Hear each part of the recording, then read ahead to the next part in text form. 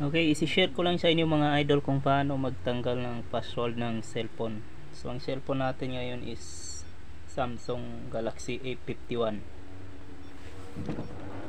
So ito yung tatanggalin natin yung password mga idol dahil nakalimutan ang kanyang password.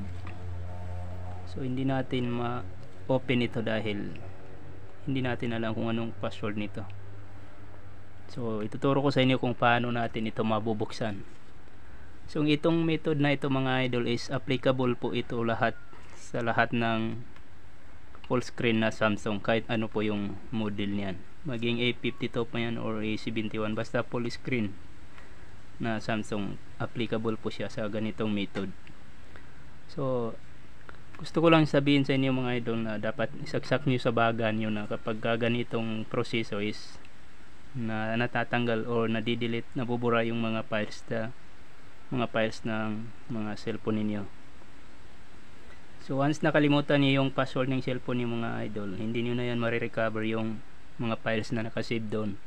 So automatic mabubura yung mga file doon. Okay, so simulan na natin mga loads.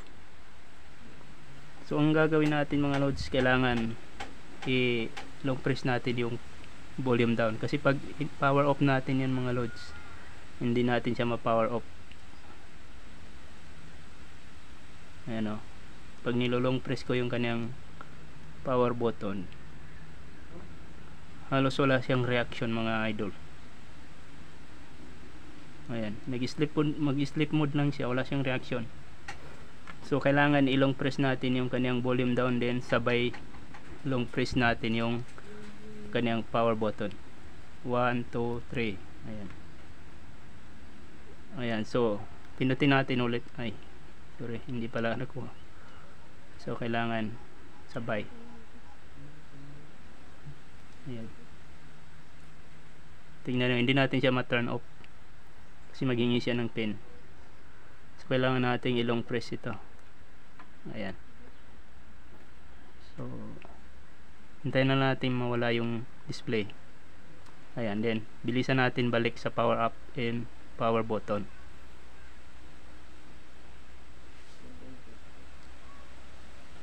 Ayan, release natin yung power button and then steady lang sa power up. Ayan, so hindi natin nakuha. So dahil hindi natin nakuha, hintayin muna natin makapag-boot up at uulitin natin yung proseso.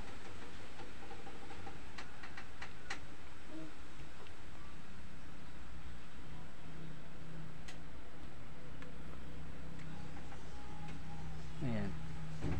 So ulitin natin yung proseso mga loads. Ayan, sabay natin long press ang dalawa, yung volume down and power button. Then ay lipat natin sa taas yung kamay natin pag wala na yung display niya. Ayan. So nasa volume up na ako nakapindot ngayon mga idol. Naka long press ako sa volume up. Ayan, hindi siya nakuha mga idol kasi nag-vibrate. Kapag nagba-vibrate yan siya, hindi talaga siya makuha. So kailangan talaga matsambahan natin. So ulitin natin. Try lang mga loads. Ayan. Ulitin natin.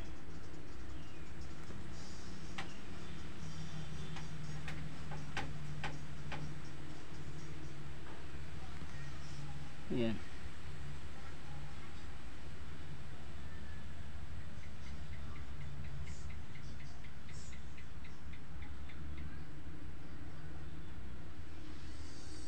Hindi pa rin nakuha, nag-vibrate pa rin.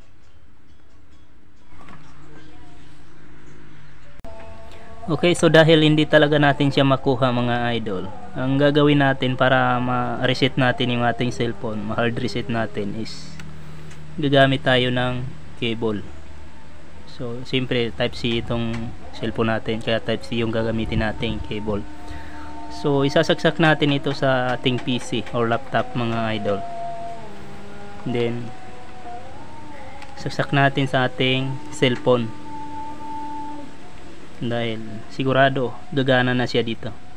So ngayon natin ulitin yung proseso na yun mga idol, habang nakasaksak yung ating cellphone sa laptop. Ayan, so try natin. Press, ayan. Press natin yung volume down at power button.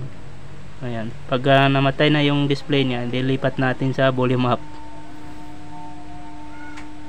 Ayan. Ayan. Ayan. So pwede na nating bitawan. Ayan. Okay, ayan. So successful mga idol. So nakapasok tayo sa recovery mode. So ngayon pwede na nating tanggalin yung ating cable. Kumbaga parang sinundo lang naman natin siya ng cable para mahatid tayo sa recovery mode. So ngayon mga idol is gagamitin natin yung volume down and volume up. So gagamitin natin ang volume down para mababa natin yung kanyang selector. And then punta tayo sa wipe data and factory reset. Ayan, dito tayo. Wipe data and factory reset. Then i-okay natin gamit yung kanyang power button mga idol. Ayan, then baba natin ulit gamit ang volume down. Ayan, then factory data reset. Lagay natin siya sa factory data reset and click OK. Ayan. Pindutin natin yung OK gamit yung power button. Then hintayin muna nating makapag-boot. Ayan. So tapos na yung pag-erase niya mga idol, wiping data, formatting data. So complete na, data wipe complete. So i-reboot na natin siya mga idol. Click natin yung power button para mag-reboot siya sa yung reboot system na diyan natin siya ilalagay. And then pindutin natin na yan. Then hintayin natin makapag-boot up mga idol. So ngayon mawawala na yung screen lock niyan mga idol, pati yung mga files niya mabubura na.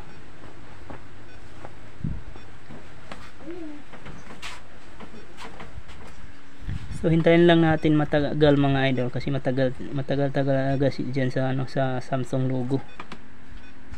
Kailangan nating maghintay ng matagal.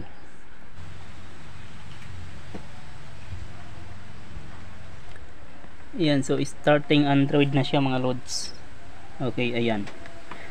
So ngayon mga idol is wala ng password yung ating Samsung A51. So kailangan lang natin dito mga idol is i-next natin siya. Ayan. Skip. Ayan. So hindi natin siya ma-skip mga idol dahil mayroon siyang Google account. So maghihingi siya ng Google account. So ang Google account na hinahanap niya mga idol is yung Google account na dating nakalagin dito. So kailangan natin muna siyang i-connect sa Wi-Fi. So yan, hindi natin siya ma-skip kasi may Google account siya bago natin siya ni-reset. So kung hindi kayo makaalis dito mga idol, i-search nyo lang sa YouTube paano i-bypass yung Google account nitong A51, Samsung A51. So maraming salamat sa panonood mga idol. Sana ay nakatulong sa inyo ang video na to.